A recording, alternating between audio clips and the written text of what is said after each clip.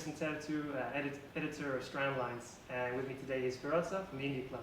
Hi Tristan. Thanks very much for having me. Yeah, tell us about yourself and about the Indie Club. Sure, no problem. So my family's been running the India Club for the past 24 years. But actually, in the lifespan of things, that's a relatively short amount of time because the India Club has been on the Strand since the 1950s. Oh, wow. Yes, it's a very long time. And it was originally set up by the India League, which was a very old historic organisation which campaigned for India's independence. But once that was achieved, it decided it needed a place where it could bridge together the two different cultures of India and Britain and form a place of friendship and understanding. So that's how the India Club was formed from them. And they used to have all their meetings just in these rooms where we're sitting right now.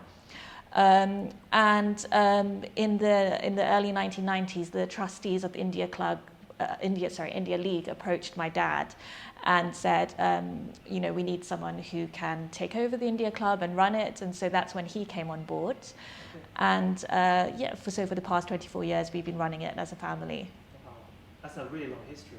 It is indeed, yes. Wow. So you grew up here with the Indie Club then? I did, yes. So all our childhood was spent here, working here in the summer holidays. All our milestones as a family, so our 18th birthday parties to our wedding receptions, they've all been held here. So it's very much a central pillar of our family life. Yeah. Oh, that's really nice. Yeah. So it's going to stay in the family then. So you are now the manager. I am. So for the past 5 years, I've come and worked more full-time, and I work alongside my dad. And more recently, my mum has also taken a bit more of a full-time position as well over here. So it's quite nice, keeping in a family, and it's a very close-knit community, especially as well with our staff. They've been here for decades. So the chefs, they tend to pass the recipe down through the generations of the different chefs really? And stuff. So they're also very long-standing members here. So this is like very original South Indian food? It is. It's very authentic. So when people come here, it really reminds them of home-cooked style food. It's no frills at all. But if you've ever been to India or have, connections with Indian relatives, when you come here, you're like, wow, this really tastes how, my mum makes food or things like that. We often get told. That's really nice. Sure. And so, in this very long history, you've been taking it over for the last 5 years. What would you say are like the big changes that have happened here in the Indie Club then? So we always try and make minimal changes, to be honest, because we get very violently told off by our customers, even if we try to paint a wall or anything like that. But at the same time, we are aware that we have to move with the times a little bit. So you'd be surprised to know, but just in the last 2 years, we set up a website for the India Club. So that wasn't there before. So things like that. And we're starting to try and get more events in the space. So we're running, film clubs, supper clubs, things where people can really come and enjoy themselves outside of just sitting at a table before a meal. Yeah, that sounds nice. Yeah. I guess that was a bit hard to do now with this last year and a half or so with the lockdowns now. Yeah, so everything got completely, thrown upside down, as with most businesses, but especially with hospitality, it's really taken a hit for us. So we've had, for much of 2020, we've had to have the restaurant shut. So it has been a real nothing like we've ever seen before, to be honest. And it's almost now trying to rebuild it from scratch. But we are lucky that our customers are so loyal. So even from day one, when the restrictions have lifted, they've been coming back. So it has been good.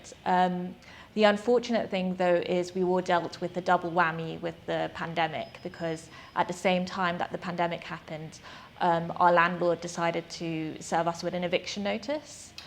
So we have been trying to fight a battle on two grounds, really, with the virus, and also trying to save the place from eviction. Yeah.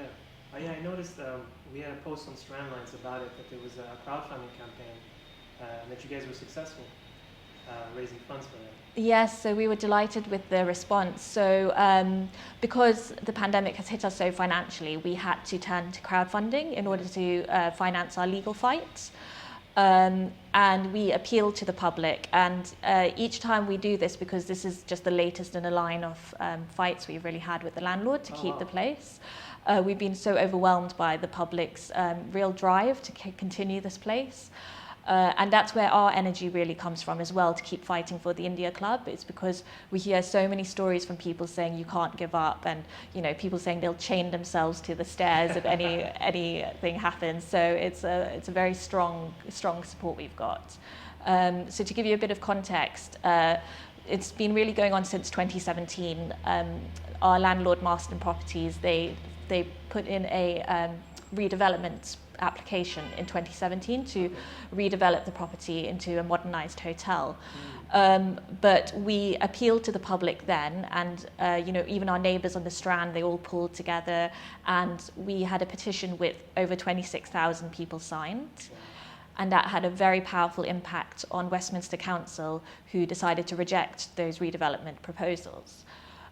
So we had a short period of reprieve where we were very happy, and we thought India Club is going to continue. But unfortunately, during the pandemic, the landlord has come back and they served us with an eviction notice. So this time it's going through court, and they want to run their own hotel from the premises and modernise the building.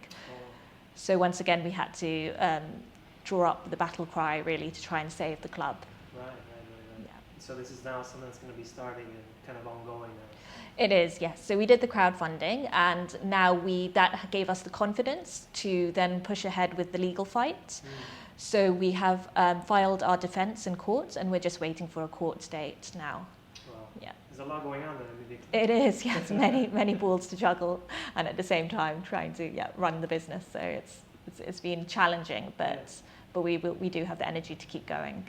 Yeah. So there's a restaurant here, and then you said there's also a hotel upstairs as well. Yes, not many people actually know, but above the restaurant there's 4 floors of a hotel, and it's a very budget hotel, which again is quite unique for the Strand because we're surrounded by 5-star, the Savoy, the Waldorf is just across the road, whereas ours is you can stay here at the moment for as low as £17 a night. Oh. So you can almost have your curry and then, if it gets too late, go upstairs and have a nap upstairs. So yeah, we've always tried to keep it quite accessible to a lot of people, so you don't have to spend a lot to be able to stay in central London. Yeah. I'm guessing a lot of students must come here then as well. Yes, they do. They do actually, especially before term time, if they haven't sorted out their accommodation, they find it very useful because it's literally 2 minutes away from campus, the King's College campus as well. Yeah, it's a very close connection. Yeah. I was wondering if you heard about the pedestrianisation project that was also going underway here in Strand. Yes, sir. Yeah, we have heard about it. Yes, it's exciting, and I think it will bring a whole new host of visitors here. I think they're trying to make the North Bank quite like the South Bank, the same amount of footfall. So I think pedestrianising it will be a good move really for the future. Yeah. So Yeah, that's nice. Yeah. I guess I'm curious to know,